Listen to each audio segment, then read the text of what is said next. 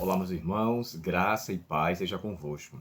A lição de hoje, o título é O Melhor Lugar. Isso nos faz lembrar aquele hino, né? O melhor lugar do mundo é aos pés do Salvador. É ali onde a esperança traz alívio ao sofredor. É ali onde eu me encontro com a fonte do amor. O melhor lugar do mundo é aos pés do Salvador. Irmãos, não tem coisa melhor do que você investir tempo com Deus. Quer seja pela leitura de sua palavra, quer seja na oração, onde você desabrocha o coração, onde você diz tudo que está sentindo, tudo que está passando, o que você precisa. A oração, irmãos, na verdade deve ser o refúgio de cada filho e filha de Deus. E quando eu falo refúgio, porque eu conheço pessoas, irmãos, que lamentavelmente por não ter uma relação com Deus, por não conhecer a Deus realmente, eles vão se submeter quando estão em intensidade ao fumo. Eu conheço uma pessoa que faz isso. Eu conheço uma outra pessoa que quando ela está estressada e ansiosa, vai se alcoolizar, vai tomar bebida alcoólica. Eu conheço outra que quando está em uma situação de intensidade que não consegue, vai se medicar ou vai fazer automedicações para tranquilizar a mente, mas o problema não resolve. O alívio que o ser humano precisa é unicamente Deus, e isso só pode ser feito através da oração. Eu já falei para vocês aqui em vídeos anteriores que eu tive crise de pânico, ainda tenho, vez por outra eu me acometo com um medo terrível, uma sensação muito ruim, mas é quando eu faço uma oração, mesmo na angústia, naquele momento bem difícil, Deus me socorre. Eu vejo a realidade do Salmo 46. Deus é o nosso refúgio e fortaleza, socorro bem presente na angústia ou na tribulação. Então, assim, a oração, na verdade, é uma arma crucial para você dissipar o mal, para você alimentar a esperança, para você ter convicção que a sua fé está sendo alicerçada, fortalecida, e é um ponto crucial, como bem disse Ellen White no livro Caminho a Cristo.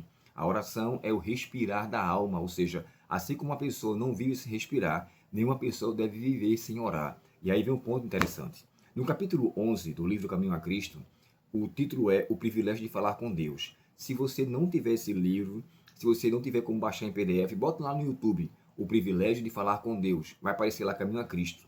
Possa ser que você escute na voz do Cid Moreira ou talvez de algum outro autor que faz a leitura em áudio. E é muito edificante. Você vai ver coisas ali espetaculares. Eu aconselho a você a fazer isso. Capítulo 11 do livro Caminho a Cristo. E observe lá. Se tiver o livro, leia esse livro lá. Se tiver como baixar em PDF, faça também da mesma forma. E lá tem muitas coisas interessantes. Agora, antes de citar, que eu vou ler para vocês aqui dois textos do livro do Caminho a Cristo, a primeira pergunta aqui fala assim, ó, o melhor lugar. Jesus é nosso exemplo perfeito em tudo, inclusive na vida devocional. O que aprendemos sobre o momento de Jesus com o Pai em Marcos 1,35? Um verso tão pequenininho, mas ele fala que quando Jesus estava logo cedo pela manhã, ele se retirava em lugares a sós para orar. Ponto número 1. Jesus queria ficar em um ambiente onde não poderia ser incomodado. Ponto número 2. Ele queria estar em silêncio para estar em concentração.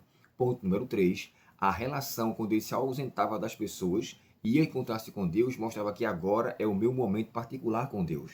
E é interessante porque o tempo que Jesus passava com Deus não era em prol dele mesmo especificamente, mas era sempre em prol de nossa própria vida.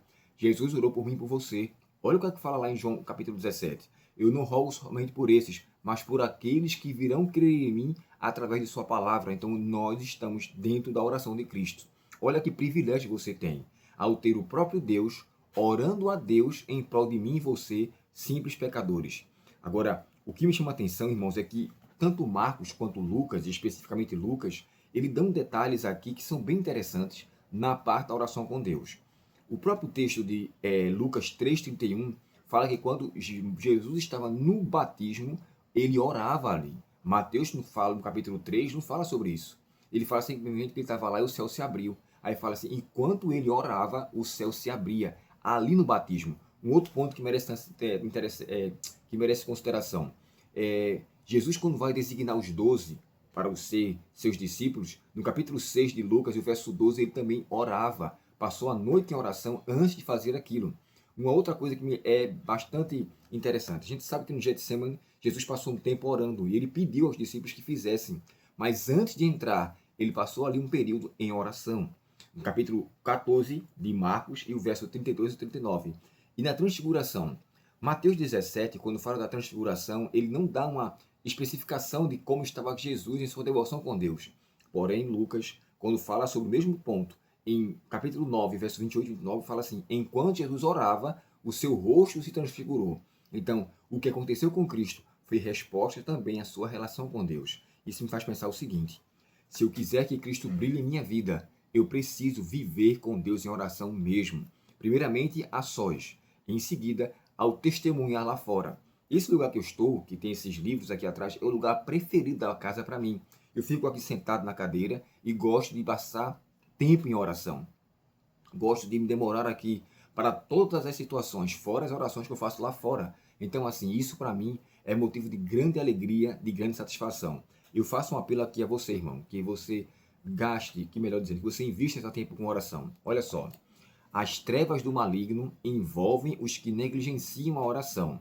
As sutis tentações do inimigo os levam ao pecado. E tudo isso acontece por não fazerem uso do privilégio da oração que Deus nos ofereceu. Então, que eu e você oremos em prol disso. Caminho a Cristo é o livro, a página 94. É o mesmo capítulo, o privilégio de falar com Deus. Que eu e você, irmãos, passe tempo de propriedade, com alegria em oração e refugie-se em Deus. Em cada momento de dificuldade, ore a Ele.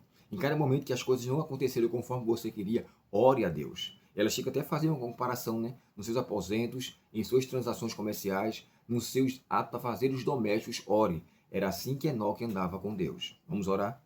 Ó Pai Celestial, quão satisfatório é para nós falarmos contigo.